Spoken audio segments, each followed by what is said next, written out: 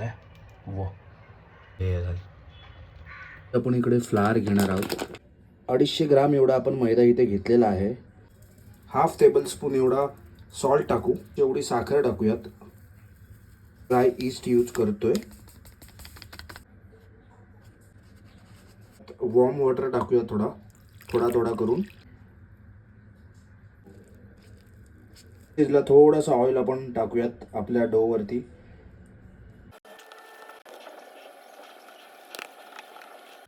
जवळजवळ 1 तासासाठी आपल्या डोला आपण प्रूव्हिंगसाठी सोडूयात. जरा रेस्ट देऊयात. वा वा वा, आपला डो एकदम मस्त प्रूव्हिंग झालाय. बघू शकता तुम्ही किती चांगल्या प्रकारे आपला डो प्रूव्हिंग झालेला आहे.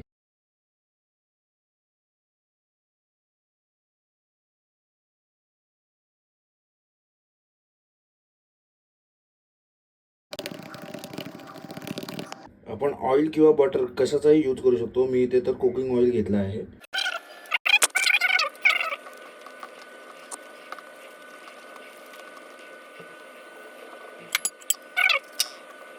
सो केक टीन घेऊयात आणि त्याच्यामध्ये रिटर्न आपण त्यांना सेट व्हायला देऊयात. आपल्याला गार्लिक ब्रेड बनवायचा. सो गार्लिक ब्रेडसाठी आपण आधी ह्याला गोल आकारामध्ये करून घेऊयात. गार्लिकचं मिक्सचर बनवून घेतलेलं आहे. सो आपण टाकूया ह्यात जरा.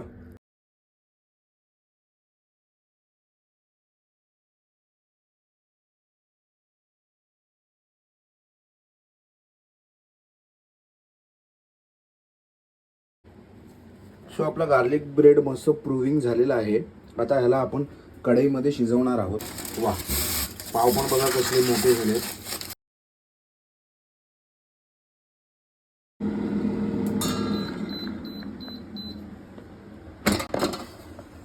वा, सो आपले पाव इथे रेडी झालेले आहेत.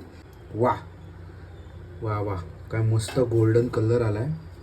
सो गार्लिक ब्रेड तुम्ही बघू शकता किती मस्त आणि किती फ्लफी झालेला आहे. मागून पण बघा. आणि ह्याच्यात मी चीज टाकलाय. व